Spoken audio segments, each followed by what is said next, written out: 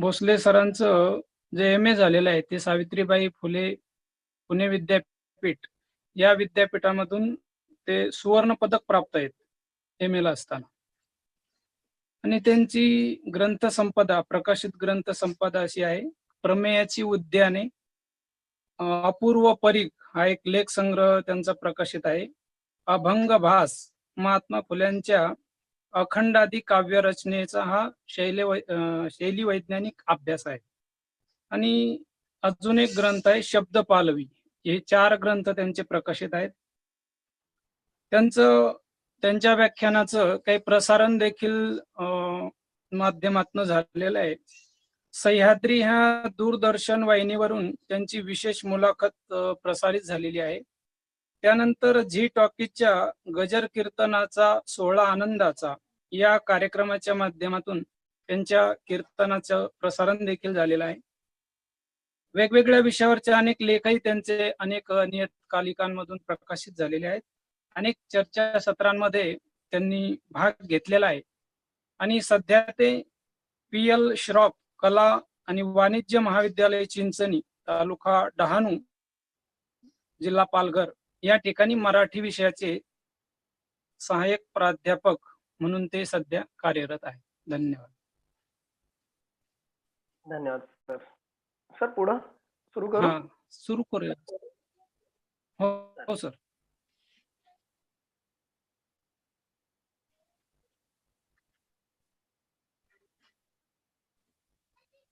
उत्कर्ष कला वाणिज्य आणि विज्ञान महाविद्यालय सिंदखेड राजा या महाविद्यालयाने आयोजित केलेल्या क्रांतीज्योती सावित्रीबाई फुले आणि जिजाऊ मासाहेब यांच्या पुण्य स्मरणार्थ त्यांच्या जयंतीच्या निमित्तानं असलेली ही जी व्याख्यानमाला आहे, या व्याख्यानमालेच्या निमित्तानं अधिकाधिक लोकांना या 2 महान विभूतींचा परिचय व्हावा. या 2 महान अशा स्त्रियांनी देश बांधणीमध्ये, राज्य बांधणीमध्ये जे काही मोलाचं योगदान दिलं, ते योगदान समाजासमोर यावं या दृष्टिकोनातून आयोजित केलेल्या या व्याख्यानमालेचा मला एक व्याख्याता म्हणून सदस्य होता आलं, याचा मला अतिशय आनंद आहे. या उत्कर्ष कला आणि वाणिज्य महाविद्यालयाचे अध्यक्ष माननीय Siddharth Kharat sir, doctor Suvarna Kharat madam, प्राचार्य सुनील सुरुले सर, समन्वयक प्राध्यापक सुबोध खरात आणि प्राध्यापक सुमेध खरात सर, तसेच मराठी विषयाचे महाविद्यालयातले प्राध्यापक आणि उत्कृष्ट कीर्तनकार अरुण महाराज वाळके यांच्या विनंतीवरून मी तुमच्या समोर सावित्रीबाई फुले यांच्या काव्यशैलीचा किंवा त्यांच्या कवयित्री म्हणून असलेल्या व्यक्तिमत्वाचा परिचय करून देण्यासाठी तुमच्या समोर आलेलो आहे. मुळात एकाच वेळी झूम मीटिंग आणि फेसबुक लाईव्ह दोन्ही ठिकाणी हे व्याख्यान प्रसारित होतंय, याचा मला आनंद आहे. तर मी माझ्या विषयाला सुरुवात करतो, अधिक वेळ कुणाचा न घेता. सावित्रीबाई फुले या एक सामाजिक कार्यकर्त्या म्हणून, महिला सुधारक म्हणून, शिक्षण सुधारक म्हणून आपल्या सर्वांना परिचित आहेत. आपलं आयुष्य त्यांनी समाजासाठी वाहून घेतलं. भारतातल्या पहिल्या मुख्याध्यापिका म्हणून त्या सर्वांना परिचित आहेत. एक भारतीय असून पहिली मुलींची शाळा काढण्याचं श्रेय त्यांना जातं. महान सुधारक महात्मा ज्योतिबा फुले यांच्या अर्धांगिनी असल्यामुळं महात्मा फुल्यांच्या कार्याचं जे काही श्रेय आपण त्यांना देतो, त्या श्रेयाचा अर्धा वाटा आपल्याला सावित्रीबाईंना सुद्धा द्यावा लागतो. हा मोठा विषय आहे आणि अनेकांनी या विषयाच्या संदर्भामध्ये चर्चा देखील केली आहे, सावित्रीबाई फुल्यांचं सामाजिक कार्य. परंतु सावित्रीबाई फुल्यांचं जे काही वाङ्मयीन कार्य आहे, त्यांचं जे वाङ्मयीन योगदान आहे, ते वाङ्मयीन योगदान मात्र बऱ्याच प्रमाणामध्ये दुर्लक्षित राहिलं, असं मात्र आपल्याला दुर्दैवानं म्हणावं लागतं. कारण असं होतं की सावित्रीबाई फुल्यांचं सामाजिक कार्य इतकं उत्तुंग आहे की त्यांच्या वाङ्मयीन कार्याकडं अभ्यासकांचं दुर्लक्ष झालं असेल, परंतु अलीकडच्या काळामध्ये ती उणीव भरून काढण्याचं कार्य बरीचशी मंडळी करतायत. त्यामध्ये मागोमाळी आहे, जी उगले सारखी मंडळी आहेत, हरी नरक्यांसारखी मंडळी आहेत, फडक्यांसारखी मंडळी आहेत, की जी महात्मा फुले यांच्या बरोबरच सावित्रीबाई फुल्यांवरती सुद्धा काम करताना आपल्याला दिसतायत. तर या दृष्टीनं सावित्रीबाई फुल्यांचं जे काही वाङ्मयीन योगदान आहे, त्यांचं जे काही साहित्यिक कार्य आहे, वाङ्मयीन व्यक्तिमत्व सावित्रीबाईंचं काय आहे, त्याच्यावरती प्रकाश टाकण्याच्या दृष्टीनं मी तुमच्या समोर उपस्थित झालोय. पहिली महत्वाची गोष्ट अशी आहे, की सावित्रीबाई फुल्यांच्या कालखंडामध्ये आधुनिक मराठी वाङ्मयाचा कालखंड सुरू होतो. म्हणजे 1818ला पेशवाई संपली आणि इंग्रजांचा अंमल सुरू झाला. तिथून आपण आधुनिक किंवा अर्वाचीन मराठी वाङ्मयाच्या कालखंडाला सुरुवात करतो. कवितेचा कालखंड आपण 1885 पासून सुरू करतो. परंतु त्याच्याही आधी सावित्रीबाई फुल्यांनी आधुनिक मराठी कवितेचा जो बाज आहे, आधुनिक मराठी कवितेची जी बीजे आहेत, आधुनिक मराठी कवितेचं जे स्वरूप आहे, सत्व आहे, ते आपल्या कवितांमधून अभिव्यक्त केलं, आविष्कृत केलं. म्हणून या गोष्टीचा विचार करणं खूप गरजेचं आहे. त्यांच्या लेखनाचा कालखंड जो आहे तो केशवसुतांच्या पूर्वी 30 वर्ष आधी येतो. मराठी वाङ्मयाच्या इतिहासाचे खंड आपण तपासले किंवा वाङ्मयाच्या इतिहासावर अनेकांनी लिहिलेली पुस्तकं आपण तपासली तर आपल्याला लक्षात येतं की सावित्रीबाई फुल्यांचं लेखन हे दुर्लक्षित गेलेलं आहे. कारण आधुनिक मराठी कवितेचे जनक म्हणून आपण केशवसुतांचा उल्लेख करतो, पण त्याच्याही पूर्वी 30 वर्ष आधी सावित्रीबाई फुल्यांचा काव्य फुले हा कविता संग्रह प्रकाशित झालेला होता. आणि हा कविता संग्रह सावित्रीबाईंनीच लिहिला असं अनेक अभ्यासकांनी पुराव्यानिशी आज सिद्ध सुद्धा केलेला आहे. हा कविता संग्रह 1854 साली प्रकाशित झाला. म्हणजे केशवसुतांचा कालखंड याच्यानंतर 31 वर्षांनी येतो. म्हणून अभ्यासकांचा हा विषय लक्षात आला असेल मला नेमकं काय म्हणायचंय. या कविता संग्रहाची म्हणजे सावित्रीबाई फुल्यांचा जो काव्य फुले कविता संग्रह आहे, या कविता संग्रहाची पहिली मूळ प्रत शिला प्रेसवर छापली गेलेली होती. या कविता संग्रहाच्या मुखपृष्ठावर शंकर आणि पार्वती यांचं चित्र छापलेलं असून मिशनरी छापखान्यामध्ये ही आवृत्ती छापल्याचं या कविता संग्रहामध्ये सावित्रीबाईंनी नमूद केले. या कविता संग्रहाच्या मुखपृष्ठावर शंकर आणि पार्वती यांचं चित्र छापलेलं असून मिशनरी छापखान्यामध्ये ही आवृत्ती छापल्याचंही या कविता संग्रहामध्ये नमूद आहे. या कविता संग्रहातील 12 कविता मोडी लिपीमध्ये स्वतः सावित्रीबाई फुल्यांनी लिहिल्या आणि त्यांचं जे काही कच्चं टाचन आहे या कविता संग्रहामध्ये प्रकाशित झालेल्या कवितांचं सावित्रीबाई फुल्यांनी लिहिलेलं मोडी लिपीतलं कच्चं टाचन श्री कृष्णाजी गोरे मुंबई यांच्याकडे आज उपलब्ध आहे. या कविता संग्रहामधल्या काही कविता गावगाडा या मासिकामध्ये सुद्धा छापण्यात आल्या होत्या. या कविता संग्रहामध्ये एकूण 41 कविता असून त्यातील 12 कविता सावित्रीबाईंनी स्वतः मोडी लिपीमध्ये लिहिल्याचे पुरावे आपल्याकडे आहेत. हे मी सगळं का सांगतोय तर आधुनिक मराठी कवयित्री किंवा आधुनिक मराठी कवितेचा जन्म जर कुणी आधुनिक मराठी कवितेला जन्म जर कुणी दिला असेल तर तो सावित्रीबाई फुल्यांनी दिला असं आपल्याला आज म्हणावं लागतं. आणि त्यामुळे वाङ्मयाचा इतिहास पुन्हा एकदा लिहिण्याची आवश्यकता आहे असं विधान इथं करणं काही गैर ठरणार नाही. सावित्रीबाई फुल्यांचा दुसरा जो कविता संग्रह आहे 52 कशी सुबोध रत्नाकर, हा कविता संग्रह सावित्री ज्योतिबा विरचित अथ 52 कशी सुबोध रत्नाकर या नावानं प्रकाशित करण्यात आला. या कविता संग्रहाच्या प्रकाशन वर्षाबाबत अभ्यासकांमध्ये मतभेद आहेत, परंतु सावित्रीबाई फुले समग्र वाङ्मय या ग्रंथाचे संपादक डॉक्टर मागोमाळी यांनी सावित्रीबाईंचा हा दुसरा काव्य संग्रह 1891 साली प्रकाशित झाल्याचं आपल्या ग्रंथामध्ये म्हटलेलं आहे. मी या विषयाच्या अनुषंगानं एक सावित्रीबाई फुल्यांच्या माहेरच्या गावातल्या माझ्या एक मैत्रीण आहेत नुतन माळी म्हणून, त्यांनी स्वतः सावित्रीबाई फुल्यांवर एक पुस्तक प्रकाशित केलं होतं संपादित. त्याच्यामध्ये मी सावित्रीबाई फुल्यांच्या काव्य फुले या कविता संग्रहाचा शैली वैज्ञानिक अभ्यास असा एक लेख लिहिला होता. त्या लेखामध्ये सुद्धा मी या सगळ्या गोष्टींचा विस्तृत असा आढावा घेतलेला आहे. अभ्यासकांना किंवा जिज्ञासूंना तो ग्रंथही उपलब्ध आहे. याशिवाय जी ए उगले यांनी आपल्या सावित्रीबाई फुले या ग्रंथामध्ये दिनांक 7 नोव्हेंबर 1892 साली नारोबाबा महाभट शास्त्री यांनी 52 कशी सुबोध रत्नाकर हे दीर्घ काव्य प्रकाशित केले असे म्हटले आहे. त्यांच्या संशोधनाचा विषय सावित्रीबाई फुले यात राहिलेले आहेत. त्यामुळे हे सुद्धा एक सावित्रीबाई फुल्यांच्या संशोधकांमधलं मोठं नाव आहे. या संग्रहामध्ये सावित्रीबाई फुल्यांनी महात्मा फुल्यांचं चरित्र काव्यरूपाने सांगितलेलं आहे. महात्मा फुल्यांचं उपलब्ध असं पहिलं काव्यचरित्र म्हणून या काव्यसंग्रहाचं वेगळेपण आपल्याला विशद करावं लागेल. महात्मा फुल्यांचं त्यांच्या अगदी सहचारीनं, पत्नीनं त्यांच्याबद्दलचं लिहिलेलं चरित्र, त्यांचं लिहिलेलं चरित्र हे या कविता संग्रहामध्ये आपल्याला बघायला मिळतं.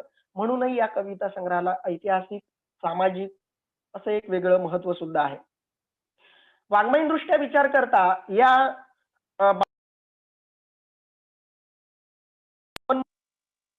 आणि या 52 कडव्यांमुळेच या कविता संग्रहाला त्यांनी 52 कशी हे सार्थ असं नाव दिलेलं आहे. शिवमहिम्न स्तोत्र नावाच्या एका संस्कृत काव्यपोथीचं मराठीमध्ये सावित्रीबाईंनी रूपांतर केल्याचं सुद्धा अनेक अभ्यासकांचं म्हणणं आहे. ही रचना सुद्धा ओवीबद्ध असून शिखरिणी वृत्तामध्ये या कवितेची रचना त्यांनी केलेली असं आपल्या लक्षात येतं. याशिवाय इतर पुराण नावाचा आणखी एक काव्यग्रंथ सावित्रीबाईंनी रचल्याचा दावा सावित्रीबाई फुल्यांच्या साहित्याचे अभ्यासक डॉक्टर पुं. देशपांडे आणि फुलवंताबाई झोडगे यांनी सुद्धा केलेला आहे. म्हणजे हा एक चौथा कविता संग्रह म्हणून आपण सावित्रीबाई फुल्यांच्या नावावरती आपल्याला असल्याचं म्हणता येतं. परंतु डॉक्टर मागोमाळी आणि डॉक्टर उषा पोळ खंदारे यांनी मात्र या कविता संग्रहाचा आपल्या ग्रंथामध्ये उल्लेख केलेला नाही. याशिवाय सावित्रीबाईंनी काही गाणी सुद्धा लिहिलेली आहेत आणि ती गाणी इसवी सन 1892 मध्ये प्रसिद्ध झाली होती, परंतु ती आज उपलब्ध नाहीत. ही एक दुर्दैवाची बाब म्हणायला हवी. सावित्रीबाईंच्या साहित्यांमधून सावित्रीबाईंच्या प्रतिभासंपन्न आणि लोककल्याणकारी व्यक्तिमत्वाची साक्ष पडते. म्हणजे सावित्रीबाई फुल्यांचं जे काही सामाजिक व्यक्तिमत्व आहे त्यांच्यामध्ये दडलेला जो एक समाज सुधारक आहे तो समाज सुधारक त्यांच्या कवितांमधून सुद्धा झिरपताना आपल्याला दिसतो. म्हणून काही कवी असतात की जे फक्त समाज सुधारण्यासाठी लिहित असतात किंवा एकतर स्वतःच्या स्वार्थासाठी तरी लिहित असतात. अशा बहुतांश कवींचं जगणं वेगळं असतं आणि लिहिणं वेगळं असतं. पण सावित्रीबाईंच्या लेखनामध्ये जगणं सुद्धा उतरलेलं होतं. पण केवळ आशयाच्याच दृष्टीनं त्यांच्या कविता सशक्त आहेत असं नाही, तर अभिव्यक्तीच्या दृष्टीनं सुद्धा त्यांच्या कविता सशक्त असल्याचं आपल्या लक्षात येईल. त्याची चर्चा आपण करणार आहोतच. सावित्रीबाई फुल्यांचा जो काव्य फुले हा कविता संग्रह आहे त्याच्यामध्ये एकूण 41 कविता आहेत. त्या 41 कवितांमध्ये निसर्ग विषयक 7, सामाजिक विषयांवरच्या 11, प्रार्थनापर अशा 6, आत्मपर अशा 5, काव्यविषयक अशा 2, बोधपर अशा 8 आणि इतिहास विषयक अशा 2 कवितांचा समावेश आहे. म्हणजे बघा, केवळ विषयांचं वैविध्य जरी मी मांडलं तरी तुमच्या लक्षात आलं असेल की सामाजिक आशय सुद्धा त्यांनी नव्यानं आपल्या लेखनामधून मांडला. निसर्ग विषयक कविता सुद्धा त्यांनी लिहिल्या, बोधपर कविता सुद्धा त्यांनी लिहिल्या, आत्मपर कविता सुद्धा लिहिल्या. म्हणजे आधुनिक कवितेची जी लक्षणं सांगितली जातात, आधुनिक कविता ही आत्माविष्कार करते, ती आशय बाहेरून आणत नाही, समाजातलाच आशय ती व्यक्त करते.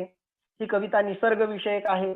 म्हणजे आपण बालकवींचं वेळेपण जिथं अधोरेखित करतो की निसर्ग विषयक कविता त्यांनी जास्त लिहिल्या, तर ती सगळी आधुनिक कवितेची मुळं किंवा बीज आपल्या सावित्रीबाई फुल्यांच्या कविता संग्रहामध्ये सापडतात, बघायला मिळतात. हे आपण विसरता कामा नये. आणखी एक महत्वाची गोष्ट म्हणजे सावित्रीबाई फुल्यांच्या लेखनाच्या संदर्भात काही अभ्यासकांनी असं एक चुकीचं विधान केलेलं आहे की सावित्रीबाई फुल्यांवर आधुनिक कवींचा प्रभाव आपल्याला दिसून येतो. ते विधान हे थोडंसं विरोधाभासी अशा प्रकारचं आहे. कारण सावित्रीबाई फुल्यांच्या आधी कोणताही आधुनिक कवी कविता करत नव्हता. आधुनिक मराठी कवितेची सुरुवात ज्या केशवसुतांपासून आपण करतो ती केशवसुतच 30 वर्षांनंतर कविता करतायत. त्यामुळं म्हणजे कोणाचा तरी प्रभाव सावित्रीबाई फुल्यांच्या वरती होता हे म्हणणंच वदतो व्याघात दोष जो आपण म्हणतो मराठीच्या व्याकरणाच्या भाषेमध्ये, तर तो दोष आपल्याला या विधानांमध्ये दिसतो समीक्षकांच्या. कारण सावित्रीबाई फुल्यांच्या कवितांचा प्रभाव आधुनिक काळातल्या कवींवर आहे असं विधान आपण करायला हवं. सावित्रीबाई फुल्यांची कविता ही स्वतंत्र आहे. त्यांच्या काव्यलेखनावर आपल्याला महात्मा फुल्यांचा प्रभाव दाखवता येतो, पण अन्य कोणत्याही आधुनिक कवीचा प्रभाव सावित्रीबाई फुल्यांवरती नव्हता. उलट सावित्रीबाई फुल्यांच्या कवितांचा प्रभाव आपल्याला आधुनिक कवींवरती दाखवता येतो, तपासता येतो. म्हणजे तो बालकवींवर आपल्याला दाखवता येईल, केशवसुतांच्या कवितेवर सुद्धा तो आपल्याला प्रभाव दाखवता येईल. अन्य भारत आंबे वगैरे जी कवी मंडळी आहेत त्यांच्यावरती सुद्धा आपल्याला हा प्रभाव दाखवता येईल. म्हणजे गोविंदाग्रजांचा प्रेमाचे शाहीर म्हणून उल्लेख होत असला तरी सावित्रीबाई फुल्यांनी सुद्धा महात्मा फुल्यांबद्दल आपली जी भावना आहे ती भावना सुद्धा आपल्या कवितांमधून वेळोवेळी व्यक्त केलेली आहे. म्हणून त्याही कवितांची बीज आपल्याला सावित्रीबाई फुल्यांच्या कविता संग्रहामध्ये शोधता येतात. मुळात तो खूप मोठा विषय आहे. त्या विषयाला आपल्याला फक्त पुसटचा स्पर्श आज करता येणार आहे. म्हणजे थोडक्यात आपल्याला हे विधान निश्चितपणाने करता येईल की सावित्रीबाई फुल्यांचा प्रभाव हा नंतरच्या काळातल्या बऱ्याचशा कवींवरती पडलेला आहे आणि तो प्रभाव आपल्याला शोधता सुद्धा येतो. आणि म्हणून आपण हे विधान अगदी धाडसाचंही होणार नाही, सहज करू शकतो की आद्य आधुनिक मराठी कवयित्री म्हणून आपण सावित्रीबाई फुल्यांनाच तो मान दिला पाहिजे. सावित्रीबाईंच्या कवितेचं अवतरण केशवसूत्रांच्या पूर्वी झालेलं आहे. याच्या संदर्भात जी. ए. उगले यांनी देशपांडे यांच्या संदर्भात दिलेला एक संदर्भ तुमच्यासमोर मला ठेवायचा आहे. त्या संदर्भामध्ये देशपांडे म्हणतात, त्यांच्या म्हणजे सावित्रीबाई फुल्यांच्या काव्यरचनेचा काळ केशवसूतांच्या पूर्वी येतो हे मागे सांगितलेच आहे. केशवसूतांचा उल्लेख करण्याचे कारण अद्याप येतो अर्वाचीन मराठी काव्याचे जनक केशवसूतांना संबोधण्यात येते. आता या मतात बदल करायला हवा असे वाटते. सावित्रीबाईंच्या कविता केवळ काळाच्या दृष्टीनेच केशवसूतांच्या पूर्वीच्या आहेत असे नाही. केशवसूतांनी हाताळलेले अनेक प्रकारचे काव्य विषय त्यांनी हाताळलेले आहेत. अतिशय महत्वाचा संदर्भ मला तुमच्या समोर ठेवायचा होता. जी. ए. उगले यांनी या संदर्भामध्ये नाना ढाकुलकर यांनी उपस्थित केलेला प्रश्नही चर्चेला आहे, ज्याची मी थोड्या वेळापूर्वी चर्चा केली. तो प्रश्न असा आहे, अर्वाचीन परिवर्तनवादी साहित्याचा क्रांती प्रवाह 1920च्या सुमारास सुरू झाला असं मानलं जातं. परंतु त्यापूर्वी सुमारे 60-70 वर्षांपूर्वीपासून सार्वत्रिक जननिष्ठ साहित्य महात्मा ज्योतिबा फुले व साध्वी सावित्रीबाई फुलेंनी रचले हे आपण का करतो असा प्रश्न त्यांनी इथं उपस्थित केलेला आहे. आणि एक वेगळे पण आपल्याला अधोरेखित करावं लागेल. सावित्री असलेलं मोठं आणि वेगळेपण आपण इथं लक्षात घ्यायला हवं. काय आहे ते वेगळेपण? सावित्रीबाई फुल्यांच्या कवितेचं हे वेगळेपण आहे ते म्हणजे केशवसूत हे फक्त कवी होते, परंतु सावित्रीबाई फुले या केवळ कवयित्री नव्हत्या, तर त्या एक सामाजिक कार्यकर्त्या सुद्धा होत्या. या संदर्भामध्ये राजाराम सूर्यवंशींचा एक संदर्भ मला तुमच्या समोर ठेवायचा आहे. ते म्हणतात, केशवसूतांनी फक्त कवी म्हणून लेखन कार्य केले, तसे सावित्रीबाईंनी फक्त कवयित्री म्हणून आपले काव्यलेखन केले नाही. त्यांच्या मागे सामाजिक कार्याचा प्रचंड व्याप होता, कारण त्या मुळात समाज क्रांतिकारक होत्या. म्हणजे बघा, सामाजिक कार्य सांभाळत सावित्रीबाई फुल्यांनी आपलं काव्यलेखन चालू ठेवलेलं होतं.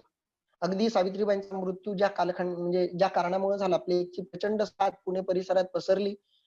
इंग्रजांनी ज्यांना प्लेग झाला त्यांना थेट गावातून हाकलून देण्याचा फरमान काढलं.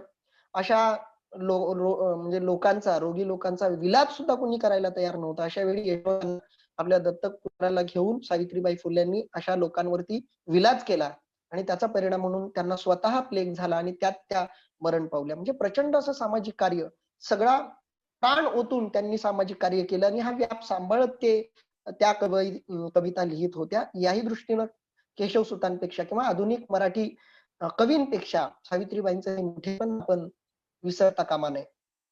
अनेक लोकांना अशी शंका येऊ शकते की सावित्रीबाई फुल्यांच्या मग कविता संग्रहाचा सामाजिक कार्यकर्त्या म्हणून उदो करायचा का? तर तसंही नाही. सावित्रीबाई फुल्यांच्या कवितांमध्ये मूल्य सुद्धा श्रेष्ठ प्रकारचं आहे. त्यामुळेही त्यांचं वाङ्मयीन व्यक्तिमत्व हे श्रेष्ठच ठरतं, या बाबतीत कोणताही वाद नाही.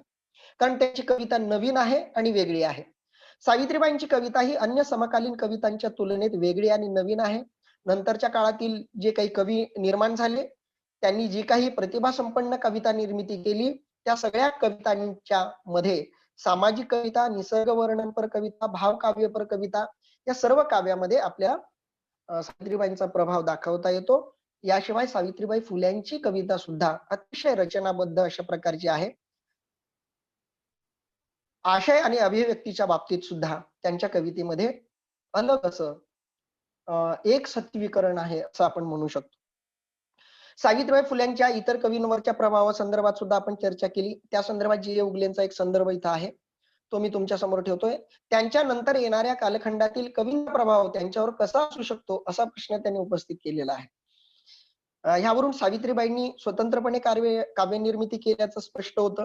त्यांच्या काव्यानंतर मराठी कवितेच्या क्षेत्रात मोठं परिवर्तन घडून आलं. या काव्यांना आधीच्या कवितेपासून बऱ्याच बाबतीत दूर असलेली नवी कविता लिहिली गेली, हे विधान आपल्याला इथं करता येतं. सावित्रीबाई फुल्यांनी काव्य फुलेमधून एक नवी युगशैली निर्माण केली. सामाजिक विषयांबद्दल, सामाजिक समस्यांबद्दल परखड अशा शब्दांमध्ये त्यांनी आपली मतं मांडली. सावित्रीबाई फुल्यांच्या शैलीचं हे एक वेगळेपण ठरतं. मनू म्हणे या कवितेमध्ये त्यांच्या भाषेचा परखड सूर आपल्याला दिसून येतो.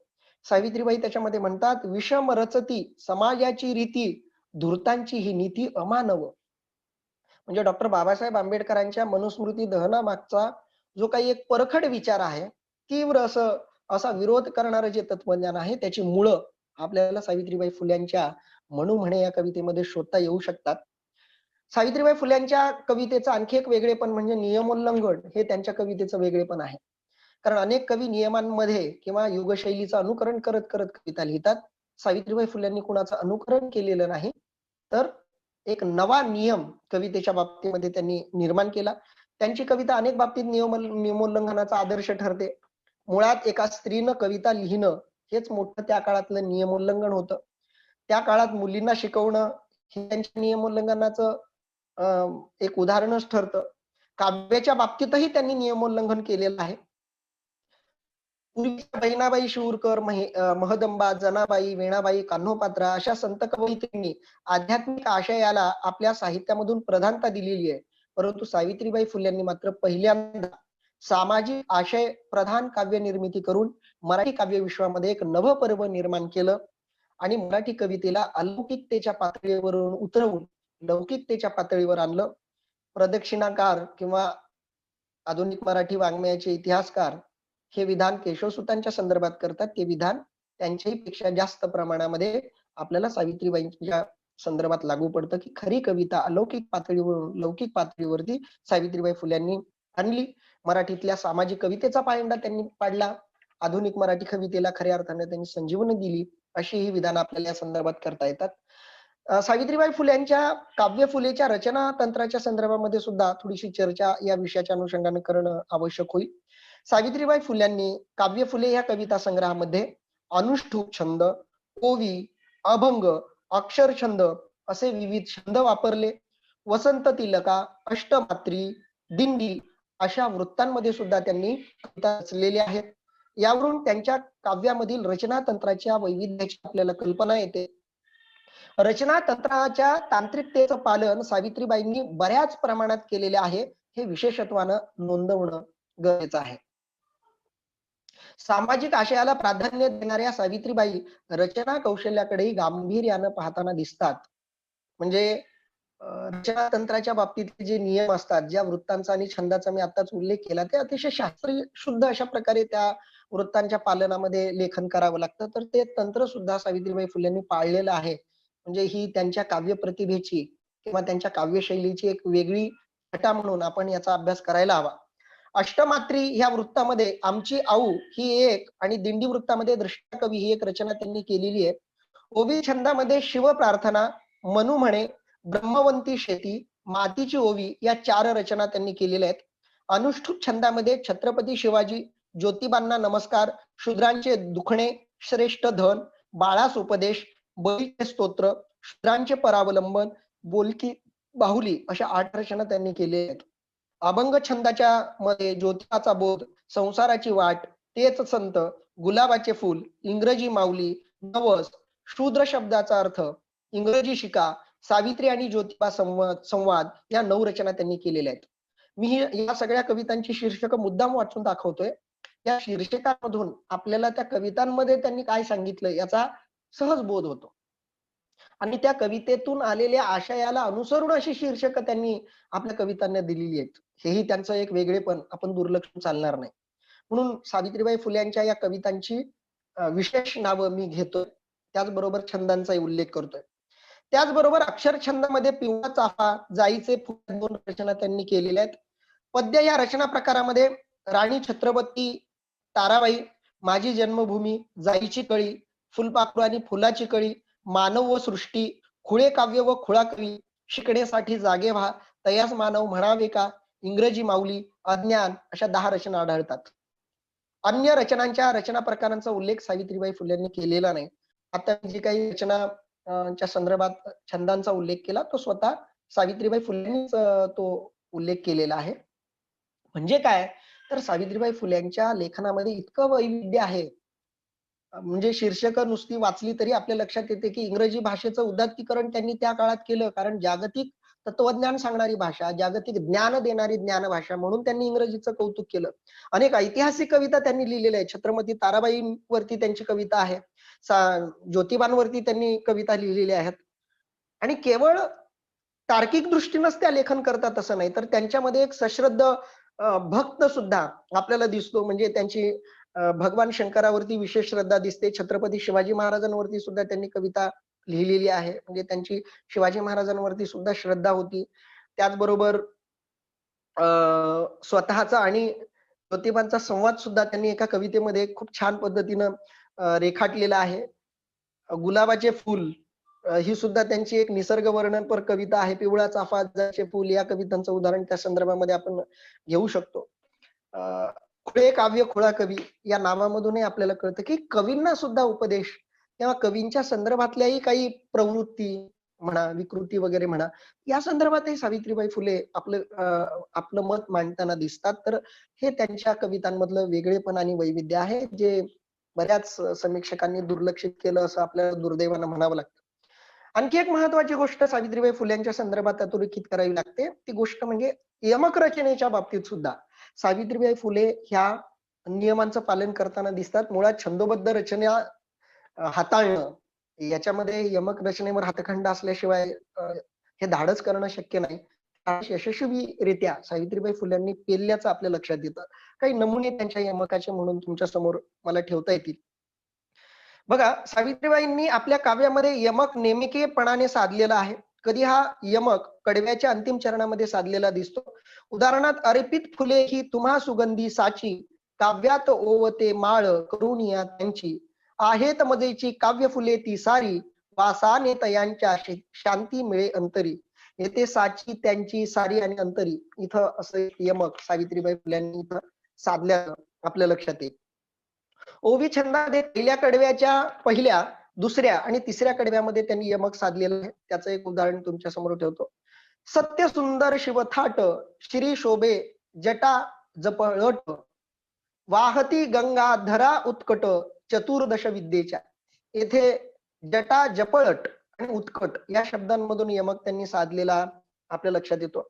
अनुष्टुप छंदाच्या बाबतीमध्ये छत्रपती शिवाजी महाराजांवर त्यांनी लिहिलेली कविता, त्यातही यमक आहे. छत्रपती शिवाजीचे प्रातस्मरण करावे, शूद्रादी अतिशूद्राचे प्रभू वंदे मनोभावे. अभंग छंदामध्ये सुद्धा दुसऱ्या आणि तिसऱ्या कडव्याच्या अंतिम शब्दामधून यमक साधावं लागतं. ते सुद्धा यमक सुद्धा सावित्रीबाई फुल्यांनी यशस्वीपणे साधलेलं आहे. ज्योतिबांच्या वरती त्यांनी जी कविता लिहिली त्या कवितेमध्ये हे यमक आले. स्वामी ज्योतिबांच्या लागे मी चरणी, त्यांची गोडवाणी मनी घुमे. म्हणजे अभंग छंदाच्या संदर्भात ज्योतिबांचं वर्णन त्यांनी केलेलं आहे. पद्य ह्या रचना प्रकाराच्या प्रत्येक कडव्याच्या अंतिम शब्दामधून त्यांनी यमक साधलेलं सुद्धा दिसतं. छत्रपतींवरचीच त्यांची ती कविता आहे. छत्रपती ताराबाईंवरची ती कविता आहे. छत्रपती सिंहासनीची एक राणी ताराबाई, कोल्हापूरची जगदंबा, महाराष्ट्राची अंबाई, शत्रूवर घाली छापा, काळ तयाची ती होई, जेरीस शत्रूला करून करी बेफाम चढाई. बघा, म्हणजे एक वीर रस सुद्धा आपल्याला या कवितेमध्ये दिसतो. यमकाचं तर त्यांनी चांगल्या पद्धतीनं पालन केलेलंच आहे. कविता वाचताना एक प्रकारची अनुप्रास आपल्याला त्याच्यामध्ये दिसतो. एक लयबद्धता आपल्याला त्यांची कविता वाचताना आपोआप ती लय वाचकाला सापडते. हे त्यांच्या लेखनाचं किंवा त्यांच्या काव्यशैलीचं श्रेष्ठपण किंवा त्यांच्या प्रतिभेचं वेगळेपण आपल्याला म्हणावं लागतं. अक्षरछंदामध्ये त्यांनी प्रत्येक चरणाच्या अंतिम अक्षराशी यमक साधलेला आहे. ती कविता अशी, पिवळा चाफा रंग हळदीचा फुलला होता हृदयी बसतो, नाव तयाचे सुवर्ण चंपक, सृष्टी दागिना मनास पटतो. इथं बसतो आणि पटतो हे यमक त्यांनी साधलेलं आहे. गुलाबाचे फूल, फुलपाखरू आणि फुलाची कळी आणि शिकण्यासाठी जागे व्हा ह्या रचना प्रकारांमध्ये एक नवा प्रयोग सावित्रीबाईंनी केलेला आहे. म्हणजे केवळ जुन्या रचना प्रकारांचं अनुकरणच सावित्रीबाई करतात असं नाही, तर काही नवे रचना प्रकार सुद्धा हाताळण्याचा यशस्वी प्रयत्न सावित्रीबाई फुल्यांनी केलेला आहे. बघा, गुलाबाचे फूल, फुलपाखरू व फुलाची कळी आणि शिकण्यासाठी जागे व्हा या रचना प्रकारांमध्ये त्यांनी तो प्रयोग केलेला आहे. पुढील रचनेमध्ये 5-5 अक्षरांचे 2 भाग त्यांनी केलेले आहेत. फार देखणे मध्ये त्यांनी स्पेस दिलाय. फार देखणे फुलपाखरू होते सुंदर दान मजेचे. एक वेगळा प्रयोग इथं छंदाच्या बाबतीतला दिसतो. दिंडी या वृत्तामध्ये प्रत्येक ओळीच्या शेवटच्या अक्षरावर त्यांनी यमक साधलेलं दिसतं. दिंडी वृत्त हा रस्ता लोकप्रिय परिचयाचा वृत्त आहे. तर त्या दिंडी वृत्तामध्ये रचना करताना म्हणतात, काव्य ज्ञानाचा भक्त असे मोठा, नवसाचा तो भरलेला कोठा, ओघ काव्याचे वाहतात तोंडी, दया दृष्टा वर नेई नवचंडी. म्हणजे काव्याचा पोकळ अभिमान बाळगणाऱ्यांवरती ताशेरेही त्यांनी ओढलेत आणि रचना तंत्राचंही चांगलं भान त्यांनी इथं पेललेलं आहे, चांगलं भान जपलेलं आहे. म्हणजे रचना तंत्राचे काही नमुने मी या निमित्तानं तुमच्या समोर ठेवले. तर यावरून आपल्याला हे विधान करता येतं की सावित्रीबाई फुले या केवळ सामाजिक कार्यकर्त्या म्हणूनच श्रेष्ठ आहेत असं नाही, तर एक प्रतिभावान अशी कवयित्री, ज्यांना शैलीचं तंत्र पूर्णपणे अवगत झालेलं आहे, बऱ्याचशा वृत्तांवरती, बऱ्याच छंदांवरती ज्यांचं प्रभुत्व आहे, सामाजिक आशय त्यांनी नेमकेपणानं त्यामधून व्यक्त केलेला आहे. पण या सगळ्या गोष्टी बऱ्याच प्रमाणामध्ये दुर्लक्षित झाल्या अभ्यासकांकडून, समीक्षकांकडून.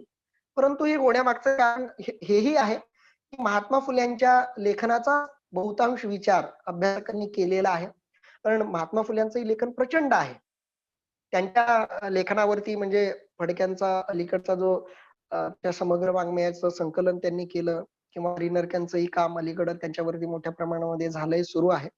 यांच्याही म्हणजे लेखनाचा व्याप प्रचंड असल्यामुळेही कदाचित सूर्याजवळचा हा दुसरा सूर्य थोडासा दुर्लक्षिला गेला असण्याची शक्यता नाकारता येत नाही.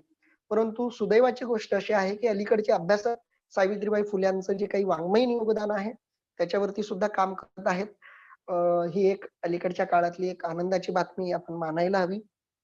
सावित्रीबाई फुल्यांचा शैक्षणिक क्षेत्रात आपण संदर्भ घेत असतो. महात्मा म्हणजे पुण्याच्या विद्यापीठात सावित्रीबाई फुल्यांचं नाव मिळालं आणि पुणे विद्यापीठाचा एक वेगळा गौरव या निमित्तानं झाला असंही आपल्याला म्हणावं लागतं. पण सावित्रीबाई फुल्यांचं व्यक्तिमत्व इतकं उत्तुंग श्रेष्ठ आहे की त्यातले अनेक पैलू अजूनही अभ्यासासाठी मोकळे आहेत. अभ्यासकांसाठी सावित्रीबाई फुल्यांची ही संशोधनाची क्षेत्र खुली आहेत, त्याच्यावरती काम व्हायला हवं असं विधान मी इथं जाता जाता करतो. सावित्रीबाई फुल्यांचं काव्य फुले मधलं वेगळेपण जर अधोरेखित करायचं असेल तर सावित्रीबाईंच्या लेखनापूर्वीपासून महात्मा फुल्यांचं लेखन चालू होतं. त्यांनी अखंडादी काव्य रचना, पोवाडा असं विपुल असं लेखन केलं. त्यांच्या काव्यलेखनाचा प्रभाव सावित्रीबाईंवर पडत असला तरी सुद्धा काव्य फुलेमधून सावित्रीबाईंचे वेगळेपण अधोरेखित झाल्याशिवाय राहत नाही. कारण ज्या अखंडादी काव्य रचनेमध्ये अधिकांशतः महात्मा फुल्यांनी लेखन केलं तो काव्य प्रकार सावित्रीबाई फुल्यांनी हाताळलेला नाही.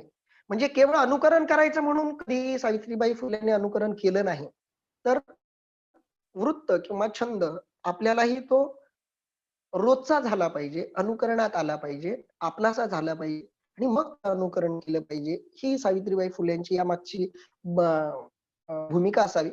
सावित्रीबाई फुल्यांच्या काव्यलेखनात आणखी वेगळेपण सांगायचं तर त्या एक भावनिक कवयित्री आहेत. सावित्रीबाई फुल्यांचं हे वेगळेपण आहे महात्मा फुल्यांच्या तुलनेत. कारण महात्मा फुले हे कुठेही भावनिक होत नाहीत. त्यांचं लेखन हे परखड असतं. सामाजिक व्यंगांवर ते नेमकेपणाने भाष्य करतात. भाष्य करताना कोणताही मुलाहिजत बाळगत नाहीत. ती देवदेवतांवरची टीका असो, धर्मावरची टीका असो, वरची टीका असो, एखाद्या श्रेष्ठ पदावर असल्यांवरती टीका करायची असो, एखादा चुकत असेल तर स्पष्ट आणि परखड भाषेमध्ये महात्मा फुले टीकात्मक लेखन करताना दिसतात. परंतु सावित्रीबाई फुल्यांचं वेगळेपण म्हणजे त्यांच्या लेखनामध्ये भावनिकता डोकावताना आपल्याला दिसते. स्त्री सुलभ भावना म्हणूनही कदाचित ते असेल असं आपण म्हणू शकतो. कारण सावित्रीबाई फुल्यांचं जे घरचं वातावरण आहे, माहेरचं वातावरण आहे किंवा सासरचंही महात्मा फुल्यांच्या वडिलांचं जे काही वातावरण होतं, ती जी मानसिकता आहे, हा प्रभाव सावित्रीबाई फुल्यांवरती राहिल्यामुळं त्यांच्यामध्ये एक सश्रद्ध कवयित्री आपल्याला दिसते. त्यामुळं भावनिकतेचं वलय हे आपल्याला सावित्रीबाई फुल्यांच्या कवितांना सगळ्यात दिसतं. म्हणून भावनिकता हे त्यांच्या कवितेचं वेगळेपण आपल्याला रेखांकित करावं लागतं. रचनातंत्राच्या बाबतीत हे सगळं करतानाही ते आपल्या भावनिकता जपताना दिसतात. अभिव्यक्तीच्या बाबतीत मात्र त्यांनी अनेक नवे प्रयोग सुद्धा केलेले आहेत. कारण मी जसं म्हणालो, की अखंड हा नवा काव्य प्रकार महात्मा फुलेंनी निर्माण केला, तो विकसित केला.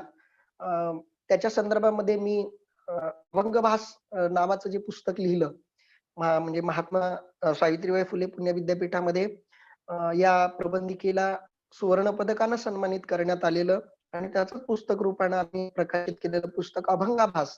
त्याच्यामध्ये महात्मा फुल्यांच्या अखंडादी काव्य रचनेचा शैली वैज्ञानिक अभ्यास आम्ही त्याच्यात मांडलेला आहे. तर त्या अखंडाला एक नवं रूप, एक नवा वाङ्मय प्रकार महात्मा फुलेंनी निर्माण केला. परंतु सावित्रीबाई फुलेंनी मात्र त्याच्यामध्ये लिखाण केलेलं नाही. कारण स्वतंत्र रचनेमध्ये त्यांचा जास्त रस होता असं आपल्याला म्हणता येईल. अभिव्यक्तीच्या पर्यायापैकी वरील पर्यायाची म्हणजे निवड न करता अन्य पर्यायांची त्यांनी निवड केली. त्यांच्या अभिव्यक्तीचं वेगळेपण स्पष्ट करताना जी उगले म्हणतात, सरळ सोप्या शब्दांमधील ही अभिव्यक्ती मोलाची आहे. तुरळक इंग्रजी शब्दांची पेरणी झाली असली तरीही इंग्रजी काव्याच्या प्रभावातून ही कविता दूर आहे. विशेष म्हणजे हा संसार मांडित असताना एकही समकालीन कवयित्री नाही. म्हणजे खूप महत्वाचं विधान जे उगले सरांनी केलेलं आहे, की सावित्रीबाई फुल्यांच्या समकाळामध्ये एकही कवयित्री आपल्याला दिसत नाही, कवी सुद्धा दिसत नाही. म्हणजे महात्मा फुल्यांचा पद वगळला तर सावित्रीबाई फुल्यांचं जे आधुनिकत्व होतं किंवा आधुनिक कवितेच्या ज्या खुणा त्यांच्या कवितात दिसतात, त्यांचं अनुकरण करणारा एकही समकालीन कवी आपल्याला आजूबाजूला दिसत नाही महात्मा फुल्यांशिवाय. आणि जे काही कवी येतात ते अगदी 30 वर्षानंतर येतात. यातूनही आपल्याला सावित्रीबाई फुल्यांचं ऐतिहासिक मोठेपण, वेगळेपण लक्षात येतं. ते आपण अधोरेखित करायला हवं. आणखी एक महत्वाची गोष्ट जी आहे ती म्हणजे सावित्रीबाईंच्या कवितेमधील प्रत्येक कडव्याचा इतर कडव्यांशी असलेला अनुबंध सुद्धा आपल्याला शोधता येतो. तो एक तर स्वतंत्रपणे शोधण्यासारखा अभ्यासाचा विषय आहे. इतक्या कमी वेळामध्ये एवढं विस्तृत असं चिंतन शक्य नाही, पण तरी काही नमुने म्हणून आपण त्या संदर्भामध्ये चर्चा करूयात. त्यांच्या ओळी बघा सावित्रीबाईंच्या. पाऊस पडला शिवारात या निर्मल झाली सृष्टी. पाऊस पडला शिवारात या निर्मल झाली सृष्टी. फळा फुलांना कडधान्यांना पोषक देई पुष्टी. इथं पाऊस पडला या घटनेचा उल्लेख करून पुढे या घटनेचा परिणाम लेखिकेनं कवयित्रीनं सूचित केलेला आहे. म्हणजे पाऊस शिवारात पडला आणि फळ फुलं आणि कडधान्य यांना पुष्टी आली. खूप सुंदर असं यमकही साधलंय आणि दोन कडव्यांमधला अनुबंधही आहे. म्हणजे पंडित कवी रचनातंत्र सांभाळताना यमकाच्या हव्यासापोटी आशयाची माती केल्याची बरीच उदाहरणं आपल्याला पंडिती कवितेमध्ये सापडतात. पण सावित्रीबाई फुले यमकाबरोबर तो आशयही नेमकेपणा पकडतात. तो दोन ओळींमधला संबंध सुद्धा आपल्याला शोधता येतो. कारण एखाद्या कवीचं वाङ्मयपण तपासायचं असेल तर त्याच्या दोन ओळीमधला अनुबंध तपासणं हे खूप महत्वाचं काम ठरतं समीक्षकाचं. तर त्यांच्या कोणत्याही कवितेमधल्या दोन ओळींचा अनुबंध जरी आपण तपासायला घेतला तरी सुद्धा आपल्याला तो अनुबंध खूप सुंदर अशा पद्धतीने उलगडता येऊ शकतो. ही सुद्धा सावित्रीबाई फुले यांच्या कवितेची ताकद आहे असं आपल्याला म्हणावं लागतं. दुसरं एक उदाहरण बघा. कल्पित रचतो कवी काव्य, सुख दुःखे तो कधी भव्य. बघा खूप नेमकेपणानं कवी आपल्या कवितांमधून कसा अतिशयोक्तपणा करतात याचं सूचक भाष्य त्या करतात. कल्पित रचतो कवी काव्य, सुख दुःखे तो कधी भव्य. म्हणजे कविता ह्या कल्पितपणे रचतो, त्याच्या जगण्याशी त्याच्या कवितेचा काहीच संबंध नसतो. सगळं काल्पनिकतेनं ते भरलेलं काव्य असतं. पंडित कवितेच्या संदर्भातलं हे मार्मिक भाष्य म्हणता येईल. सुख दुःखे तो कधी भव्य म्हणजे आपल्या सुखाचं किंवा दुःखाचं उदात्तीकरण करणं, आपल्या सुखाला किंवा दुःखाला अतिशयोक्त रूप देऊन मांडणं. अशा कवींवरती त्यांनी टीका सुद्धा केलेली आहे. हाही अनुबंध बघा तपासण्यासारखा आहे. आणखी एके ठिकाणी बघा त्या म्हणतात, कवी या त्याला पुढच्याकडे तो असे संबोधून म्हणतात, नांगर धरती शेती जे करती मठ्ठ ते असती म्हणू म्हणे. येथे जे हे संबोधन पहिल्या कडव्यामध्ये वापरायला हवे होते परंतु ते पुढे वापरले आहे. येथे जे नांगर धरती आणि शेती करती असा अर्थ अभिप्रेत आहे. अशी चमत्कृती सुद्धा सावित्रीबाई फुल्यांनी बऱ्याच ठिकाणी पाळलेली आहे. म्हणजे सावित्रीबाई फुल्यांच्या कवितेच्या संदर्भामध्ये दोन ओळींमधला अनुबंध तपासताना अशा काही शब्द चमत्कृतींचा आपल्याला अनुभव येतो. काही ठिकाणी तो अतिशय मुरलेला अनुभवही आपल्याला मांडता येतो. एक उपरोधिक कवयित्रीचा जो बाज आहे तो आपल्याला अनेक ठिकाणी सावित्रीबाईंच्या कवितांमध्ये आपल्याला शोधता येतो. कवींच्या वरती त्यांची विसंगती अधोरेखित करताना वगैरे म्हणा, खूप सुंदर पद्धतीनं ते सावित्रीबाई फुले आपल्या कवितांच्या कडव्यांची मांडणी करताना दिसतात. त्यांच्या कवितांमधील थोडासा प्रतिमा आणि प्रतीकांचा विचार थोडासा पुसटसा आपण करू. सावित्रीबाईंनी आपल्या कवितेमधून प्रतिमा प्रतीकांचा वापर केलेला आहे. फुले ही प्रतिमा त्या अनेक ठिकाणी वापरताना दिसतात. महात्मा फुले हे त्यांचे आदर्श आणि पती असे दोन्हीही होते. फुले ह्या शब्दाच्या अनेकवचनी शब्दाचा आडनाव फुले असा द्व्यर्थ साधून त्यांनी अनेक ठिकाणी अर्थचमत्कृती साधलेली आहे. म्हणजे बघा, काव्य फुले या शीर्षकामधूनही या चमत्कृतीचा प्रत्यय येतो. काव्य फुले हे नुसतं शीर्षक जरी आपण डोळ्यासमोर ठेवलं तरी आपल्याला कवयित्रीची प्रतिभा डोळ्यासमोर येते. कारण अनेक अर्थ या काव्य फुलेला आहेत. एक अर्थ सरळ सरळ कवितेची फुलं, म्हणजे त्यांची एकमेकांमध्ये गुंफलेली फुलं किंवा कवितांची माळ किंवा कविता रूपी फुलांची माळ असंही आपण या शीर्षकाचा अर्थ काढू शकतो. फुलेचं काव्य या अर्थानेही काव्य फुलेचा अर्थ आपण लावू शकतो. किंवा फुले हे महात्मा फुलेंचं आडनाव सुद्धा आहे. तर त्या फुले या पिढीचं सुद्धा वर्णन कवितांमधून आलं म्हणूनही काव्य फुले असा अर्थ दिलेला आहे, असाही आपण अर्थ शोधू शकतो. म्हणजे शीर्षकामध्ये सुद्धा किती अर्थ गर्भता किंवा अनेकार्थता आपल्याला शोधता येते हे लक्षात येतं आपल्या. आणि अशी अनेकार्थता सावित्रीबाई फुलेंच्या अनेक कवितांच्या संदर्भामध्ये आपल्याला शोधता येते. त्याचबरोबर शिव, निर्मिक या प्रतिमाही त्यांनी अनेकदा वापरलेल्या आहेत. महात्मा फुलेंच्या कवितांमध्ये सुद्धा निर्मिक ही प्रतिमा अनेक ठिकाणी वापरलेली आहे. परंतु शिव ही प्रतिमा अनेक ठिकाणी सावित्रीबाई फुलेंनी वापरल्याचं आपल्या लक्षात येतं. या संदर्भामध्ये जी.ए. उगले सर म्हणतात, शिव प्रार्थना, शिवस्तोत्र आणि ईशस्तवन आदी कवितांमधून शंकराचा महिमा त्यांनी वर्णन केला आहे. या महिमा वर्णनामध्ये ओघाने शंकराला त्यांनी निर्मिक म्हणूनही संबोधलेला आहे. म्हणजे बघा, महात्मा फुल्यांचा निर्मिक हा स्वतंत्र देव आहे, परंतु सावित्रीबाई फुल्यांची आधीपासून शिवावरती श्रद्धा होती. भगवान शंकरावर असलेली श्रद्धा आणि मग आधुनिक विचारांनी झालेला त्यांचा प्रगल्भ असा व्यक्तिमत्वाचा विकास, या दोघांमध्ये समन्वय साधताना भगवान शंकरालाच त्यांनी निर्मिकाची उपमा दिल्याचं सुद्धा आपल्या लक्षात येतं. तर हे नव्याला आणि जुन्याला जोडणारं, परंपरा आणि नवता, परंपरा आणि आधुनिकता यांना जोडणारा एक दुवा म्हणून या प्रतीकाकडे आपल्याला नेमकेपणानं बघता येऊ शकतं. किंवा भगवान शंकर ही अनार्यांची देवता आहे असं अलीकडच्या अनेक अभ्यासकांनी आपली मतं दिलेली आहेत. प्राचीन मराठी वाङ्मयाच्या इतिहासाच्या पहिल्या खंडाच्या पहिल्या भागामध्ये अना देशपांडे यांनी सुद्धा या संदर्भामध्ये काम केलेलं आहे. त्यांनी सुद्धा त्याच्यामध्ये अनार्यांची देवता म्हणून भगवान शंकराचा उल्लेख करण्याचा प्रयत्न केलेला आहे. तर याही दृष्टीनं शूद्राती शूद्रांची देवता म्हणून भगवान शंकराचं गुणगान त्या करताना दिसतात. म्हणून एवढ्या आधुनिक होऊन सुद्धा भगवान शंकरावरची त्यांची श्रद्धा कमी झालेली नाही.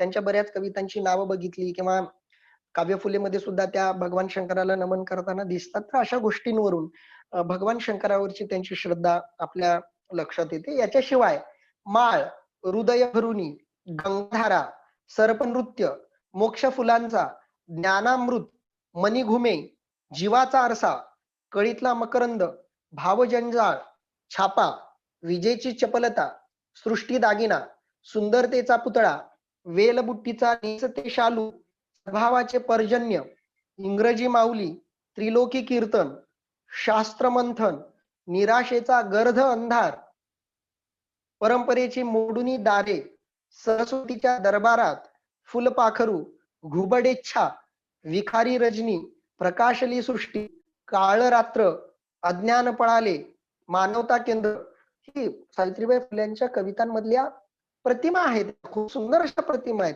म्हणजे प्रतिमा ह्या कमीत कमी शब्दामध्ये अधिकाधिक अर्थ देण्याचं सामर्थ्य या प्रतिमांमध्ये असतं. म्हणून श्रेष्ठ कवी जो असतो, प्रतिभावान कवी जो असतो, तो या प्रतिमांचा नेमकेपणाने वापर करत असतो. सावित्रीबाई फुल्यांच्या कवितांमध्ये हे कौशल्य त्यांनी नेमकेपणानं आणि चांगल्या पद्धतीनं हाताळल्याचं आपल्या लक्षात येतं. मी जी काही आता प्रतिमांची नावं घेतली त्या नावांमधूनही आपल्याला सावित्रीबाई फुल्यांच्या वाङ्मयीन व्यक्तिमत्वाचं श्रेष्ठपण किंवा मोठेपण लक्षात येतं. याशिवाय नळ राजा, स्वर्ग, नरक, युधिष्ठिर, द्रौपदी, शिवाजी, जगदंबा, चंडिका, राम, पांडव, इंद्र, ऐरावत, राजहंस, डोंबकावळा, मातापिता, म्हसोबा, भट, शूद्र, सरस्वती, सूर्य ही प्रतीकेही त्यांच्या काव्यामध्ये आलेली आहेत. आता ही प्रतीकं म्हणताना त्याच्यामध्ये बरीचशी मिथकं सुद्धा त्यांनी मांडलेली आहेत. मिथकांचा वापर हा सुद्धा कवितेला एका वेगळ्या आणि नव्या दर्जावरती नेतच असतो, परंतु तो वापर खूप नेमकेपणानं करणं आवश्यक असतं. सावित्रीबाई फुलेंच्या कवितांमध्ये ही मिथकं सुद्धा खूप चांगल्या पद्धतीनं मांडलेली आहेत. म्हणून सावित्रीबाई फुलेंच्या कवितांच्या आदिबंधाचाही अभ्यास आपल्याला करता येऊ शकतो. मिथकीय दृष्टीनं सुद्धा त्यांच्या कवितांचा विचार होऊ शकतो.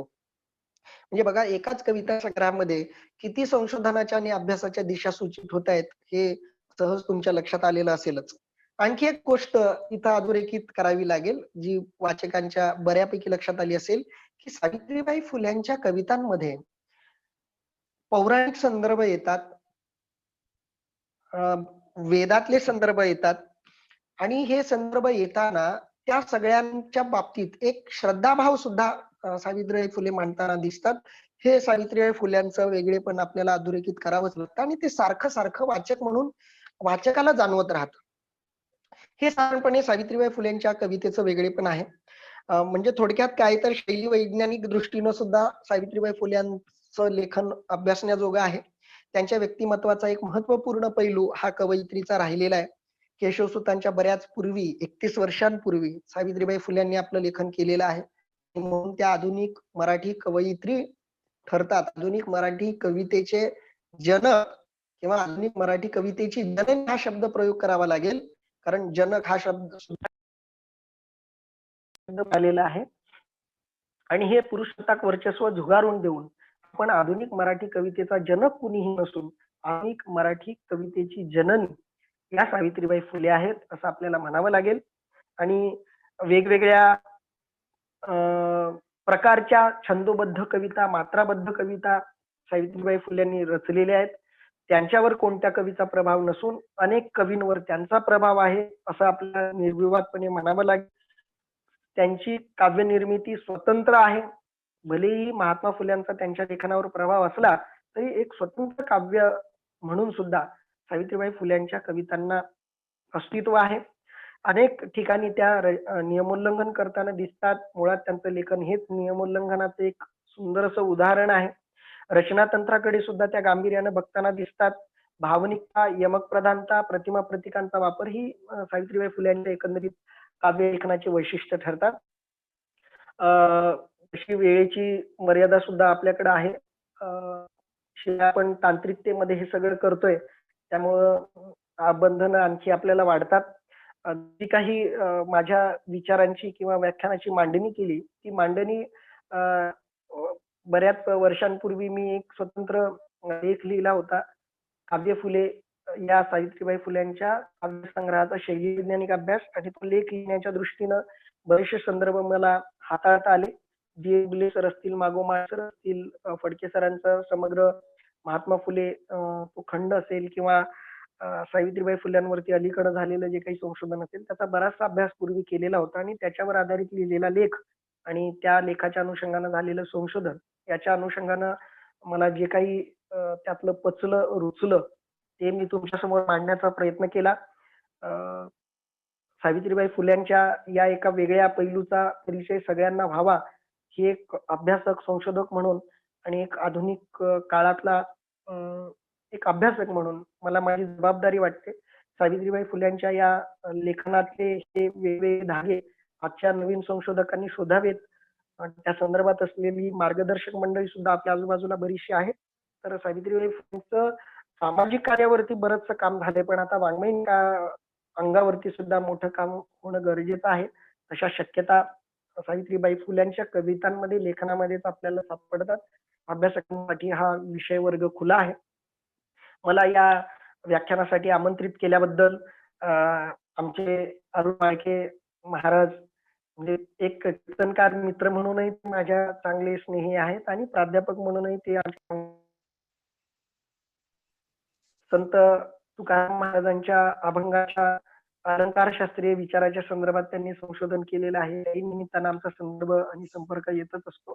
त्यांच्या निमित्तानं या व्याख्यानाला उपस्थित राहण्याची संधी मिळाली त्याबद्दल अरुण माऊली महाराजांचे आणि महाविद्यालयातल्या सर्व अध्यक्ष महोदयांचे, प्राध्यापकांचे, संयोजकांचे, आयोजकांचे मी मनपूर्वक आभार मानतो. मला इथं दिलेल्या संधीबद्दल धन्यवाद व्यक्त करतो आणि माझ्या इथं सर मी सुबोध खरात बोलतो उत्कर्ष महाविद्यालयामधनं. सर खूप अभ्यासपूर्ण आणि संशोधनपूर्ण आपलं असं आजचं व्याख्यान होतं सर. आणि खरंच आम्ही सगळे आपले फॅन झालोय असं मला म्हणता येईल आता.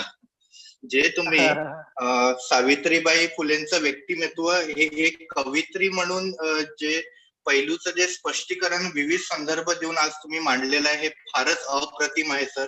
तुम्ही जे काही रचना कौशल्य सावित्रीबाईंच्या काव्याचे संदर्भ देऊन स्पष्टीकरण दिलेलं आहे, त्यानंतर सावित्रीबाईंचं सामाजिक भान त्यांच्या काव्यातून कसं रेखाटता येईल असं आपण आपल्या संशोधनच्या म्हणजे अभ्यासावरनं आज हे आजच्या व्याख्यानाद्वारे आम्हाला लक्षात येतंय. महात्मा फुले आणि सावित्रीबाई फुले यांच्या काव्यामध्ये आणि लेखनामध्ये काय वेगळेपण आहे. जसं तुम्ही म्हणालात की महात्मा फुलेंचं लेखन हे टीकात्मक आहे आणि सावित्रीबाईंचं लेखन किंवा काव्य हे एक भावनिक याला आपल्याला जसं तुम्ही म्हणालात की याला जास्त कल आहे. तर सर्वप्रथम सर आपले मनापासून आभार की आपल्या अभंगा भास या ग्रंथाला सावित्रीबाई फुले पुणे विद्यापीठ येथे आपल्या ग्रंथाला सुवर्ण पदक मिळालं. याचा आमच्या महाविद्यालयाला आणि आम्हाला तुमचा अभिमान आहे. ग्रंथाला नाही, त्या संशोधनाला मिळालं. त्याचं आम्ही नंतर अभंगभास असं पुस्तक केलं. आणि हे सगळे व्याख्यान मी फेसबुक वरती पण लाईव्ह आहे. बाकीच्या आमच्या फेसबुक वरच्या मित्रांना प्रश्न पडला असेल की तुमचा आवाज त्यांना जात नसेल ना, तर धन्यवाद. एक तुमच्या बोलण्यातला एक मुद्दा मी इथं स्पष्ट करतो की महात्मा फुल्यांच्या कवितांमध्ये विद्रोह आहे, तो सावित्रीबाई फुल्यांच्या कवितांमध्ये सुद्धा आहे. तुलना जेव्हा आपण करतो तेव्हा थोडासा कमी अधिकपणा जो म्हणतो आपण, तर थोडा भावनिकतेची छटा ही आपल्याला सावित्रीबाई फुल्यांच्या लेखनामध्ये दिसते. ती आपल्याला फुल्यांच्या लेखनामध्ये दिसत नाही किंवा खूप कमी दिसते, पण ती सावित्रीबाई फुल्यांच्या कवितांमध्ये निश्चित जास्त दिसते. असं ते आपलं विचार. बरोबर. सावित्रीबाईंच्या काव्यामधलं अभिव्यक्तीचं जे काही वेगळेपण आपण संदर्भ देऊन आम्हाला स्पष्ट केलं हे फारच म्हणजे सर अप्रतिम होतं. आणि खरंच आम्ही सगळे तुमचे फॅन झालेलो आहे आणि आमच्या महाविद्यालयामध्ये तुम्ही प्रत्यक्ष येऊन भेट द्या अशी मी अपेक्षा या ठिकाणी आज व्यक्त करतो. येऊ, नक्कीच येऊ. कोरोना हटू द्या, प्रत्यक्ष येऊच. सर हे आपलं व्याख्यान रेकॉर्ड सुद्धा होतं आणि हे आम्ही युट्यूबला अपलोड करत असतो. तर हे आम्ही तिकडे पण ज्यांना कुणाला आता जॉईन करता आलं नाही व्याख्यानाला मीटिंगला, तर मग ते लोक युट्यूबला हे नंतर त्यांना बघता येतं. तर नक्कीच सर मी तुम्हाला त्याची लिंक शेअर करेल. बंद कर. चालेल. धन्यवाद. ओके. आणखी कुणाला काही शंका असतील तर विचारू शकतात. कुणाला काही प्रश्न असतील तर तुम्ही तुमचे हँड रेस करून मला एक नोटिफिकेशन देऊ शकता. एकाचं उत्तर देत असताना टेक्स्ट मध्ये जरी प्रश्न तुम्ही तुमचा मेसेज सोडू शकता. हो, म्हणजे सगळ्यांना प्रश्नही दिसेल आणि उत्तरही दिसेल. हॅलो. हा बोला. हा नमस्कार, मी डॉक्टर सुवर्णा खरात बोलते. तर मला प्रश्न असा आहे की महात्मा फुलेंचं जे काही ग्रंथ संपदा आहे ती जशी शासनाने प्रकाशित केलेली आहे आणि जसे शेतकऱ्यांचा सूड आहे किंवा शिवाजी महाराजांचा पोवाडा आहे, तसंच सावित्रीबाईंचे जे काही ग्रंथसंपदा असेल किंवा काव्य जे काही तुम्ही आता खूप म्हणजे मला खरंच याच्याबद्दल एवढी माहिती नव्हती, पण तुम्ही जे काही सांगितलं 1 तासामध्ये ते खूपच सुंदर विवेचन होतं, सुंदर मांडणी होती. तर ते जे त्यांचं साहित्य आहे ते प्रकाशित झालेलं आहे का शासनातर्फे? हा एक माझा प्रश्न आहे आणि ते प्रकाशित शासनातर्फे करायचं नाही झालेलं म्हणजे हा अं, नाही झालं. हा हा हा बरोबर. कारण मला असं वाटतं की मागोमाळींनी सावित्रीबाई डॉक्टर फुलेंचं बाबासाहेब समग्र आंबेडकरांचं लेखन प्रकाशित डॉक्टर बाबासाहेब आंबेडकरांची ग्रंथसंपदा झालंय. प्रकाशित झालेली आहे. त्यानंतर छत्रपती शाहूंचाही चरित्र ग्रंथ आलेला आहे. पण मला वाटतं अजूनही सावित्रीबाईंचं लिखाण बरोबर. हे प्रकाशित झालेलं नाही. तर तशा पद्धतीची विनंती जर का तुम्ही शासनाला केलीत की सावित्रीबाईंचं जे काही लिखाण आहे ते सुद्धा महाराष्ट्र शासनाने घ्यायला पाहिजे आणि प्रकाशित करायला पाहिजे. तर आपला जो उच्च व तंत्र शिक्षण विभाग आहे शासनाचा, त्यांच्यातर्फे ह्या हो, हो. गोष्टी करण्यात येतात. तर माझी विनंती राहील ॲज अ अभ्यासक म्हणून, आणि आता तुमच्या ग्रंथालाही तुमच्या संशोधनालाही पुरस्कार मिळालेला आहे. तर हे सगळं एक तुम्ही जर निवेदन शासनाकडे दिलं की हे साहित्य प्रकाशित व्हावं आणि आता शासनातर्फे जे साहित्य प्रकाशित केलं जातं ते सर्व प्रकाशित केलेलं साहित्य हे पोर्टलवर पण उपलब्ध करण्यात येतो की जेणेकरून ते साहित्य अनेक लोकांपर्यंत पोहोचतं.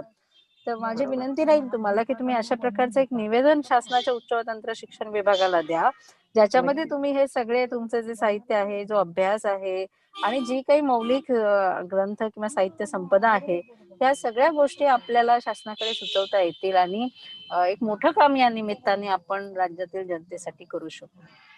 ओके, करू खूप खूप शकतो. धन्यवाद सर तुमचे आणि बरोबर. आमच्या महाविद्यालयाच्या धन्यवाद. व्याख्यानमालेला तुम्ही आज उपस्थित राहिलात आणि इतकं छान मार्गदर्शन केलं. त्याबद्दल तुमचे खूप मनपूर्वक आभार आणि तुमच्या पुढील धन्यवाद. वाटचालीस खूप धन्यवाद. खूप शुभेच्छा. धन्यवाद. धन्यवाद. आणि नक्कीच तुम्ही म्हणताय तसं ह्याच्यावरती मागोमाळी आणि जीव उगले ज्यांचा मी संदर्भ दिला त्यांनी बरचसं काम केलेलं आहे. मी सरांशी पण चर्चा करीन या संदर्भामध्ये. खूप सुंदर कल्पना तुम्ही बरोबर. दिलेली. आपण नक्कीच शासनाला असा प्रस्ताव सादर करूयात. बरोबर, जसं तुम्ही म्हणालात सर, सूर्याजवळचा सूर्य हा दुर्लक्षित झालाय, असंच काहीचं चित्र आहे. हा म्हणजे सूर्य आणि चंद्र एका वेळी असतात. बरोबर. नाही म्हणजे बघा ना आता सरळ सरळ सूर्य जेव्हा अस्तित्वात असतो तेव्हा चंद्रही असतोच बाजूला. पण हो हो हो. दिवसा सूर्य चंद्राचा कोणी विचार करत नाही सहसा. तसं झालंय. पण हाही बरोबर एक महासूर्य बरोबर. आहे. त्याच्यामध्ये आपण जवळ जाऊन जेवढं बघू तेवढं दिसेल. हो हो हो. चला, खूप खूप धन्यवाद सर. आपण परत भेटूया आणि तुम्ही खरं म्हणजे याच्याविषयी. मला खूप नक्कीच नक्कीच. मलाही खरंच खूप आनंद झाला व्यक्तिशः कारण सावित्रीबाई फुल्यांवरती सामाजिक कार्याच्या बाबतीत खूप लिखाण झालं आणि म्हणून काय होतं मग हे काव्य आणि हे एवढं उत्तुंग आहे की वाङ्मयाच्या इतिहासकारांनी याची नोंद घेऊ नये हे दुर्दैवी आहे. म्हणजे आम्ही मराठी विभागामध्ये शिकत असताना आमचे डॉक्टर मनोहर जाधव सर असतील किंवा प्रभाकर देसाई सर असतील किंवा सगळी मंडळी आम्हाला या गोष्टीबद्दल सांगत होती की तुम्ही जे वास्तव आहे ते स्पष्टपणे मांडा किंवा प्राध्यापक डॉक्टर सदानंद मोरे सर पण म्हणाले होते की मराठी वाङ्मयाचा इतिहास किंवा महाराष्ट्राचा इतिहास पुन्हा नव्यानं लिहिण्याची आवश्यकता निर्माण झालेली आहे. अशी जी विधानं होतात त्याची मागची ही महत्वाची कारण आहेत की म्हणजे वाङ्मयाच्या इतिहासाची खंड वाचताना सावित्रीबाईंचा उल्लेख असू नये, महात्मा फुल्यांचा उल्लेख असू नये आणि ती परिशिष्टामध्ये महात्मा फुल्यांची जोडली जावी त्यांचं लेखन हे अतिशय दुर्दैवी आहे. तर जसं मॅडम म्हणाले बरोबर. खरं तर एक नव्या संशोधनाच्या दिशा आणि म्हणजे चांगली आनंदाची बाब अशी आहे की आजची पिढी या विषयाकडे गांभीर्यानं बघते आहे, त्याच्यावरती काम करते आहे. हा एक चांगला विचार सुद्धा आहे. कुणाला तरी बोलायचं आहे बहुतेक. हो हो. हॅलो, हा सर, मला दुसरी कल्पना माझ्या मनात अशी आलेली आहे की जसं मी तुम्हाला सांगितलं की उच्च व तंत्र शिक्षण विभागातर्फे आपल्याला साहित्य प्रकाशित करता येईल सावित्रीमाईंचं, त्याच हो पद्धतीने सावित्रीमाई म्हणजे फक्त स्त्री शिक्षण आणि हो त्यांनी महिलांसाठी सुरू केलेली शाळा या हो चौकटीमध्ये जे आज अडकवण्यात आलेलं आहे सावित्रीमाईंना आणि त्यांच्या जे बरोबर. बाकी सामाजिक ज्या काय म्हणतात त्याला उठावाच्या ज्या काही गोष्टी होत्या, साध्या साध्या गोष्टी होत्या, हळदी हो हो कुंकाचा समारंभ असेल किंवा इतरही काही असतील, तर हो हो हे ज्या काही गोष्टी आहेत ह्या गोष्टी मात्र आपल्या पाठ्यपुस्तकांमध्ये येत नाहीत किंवा त्यांच्या काव्य कविता ज्या आहेत किंवा इतर बरोबर. त्यांचं साहित्य आहे ते पाठ्यपुस्तकांमध्ये आलेलं नाही. तर माझी बरोबर. अशी विनंती राहील तुम्हाला की शालेय शिक्षण मंत्री आणि शालेय शिक्षण विभाग यांनाही तुम्ही हम्म. लिहिलं पाहिजे आणि आपलं जे बालभारतीचं जे अभ्यास मंडळ आहे मराठी हो भाषेचं हो हो तर त्यांनाही तुम्ही हो, एक हो, पत्र लिहून अशी मागणी केली पाहिजे आणि आपल्या ज्या साहित्य परिषदा होतात साहित्य संमेलनं होतात विविध त्या साहित्य संमेलनांमध्ये एक सावित्रीबाई आणि ज्योतिबा फुलेंसाठी जर का आपण एक स्पेशल काहीतरी सेशन करू शकलो तर हो, हो, त्यांचं हो. खूप मोठं साहित्य हे त्या संमेलनांमध्ये लोकांसमोर येऊ शकेल आणि संपूर्ण जनतेला हे माहित होईल की अशा प्रकारचे हे साहित्य या दोघा जोडी मार्फत निर्माण झालेलं आहे. तर ह्या काही माझ्या सूचना होत्या ज्या ओघाने मला माझ्या मनात आल्या आणि मी आपल्यासोबत शेअर केल्या. आपण नक्कीच त्याच्यावर विचार कराल आणि पुढे न्याल अशी मला अपेक्षा आहे. ओके, नक्कीच, नक्कीच. ठीक आहे. हो हो चालेल.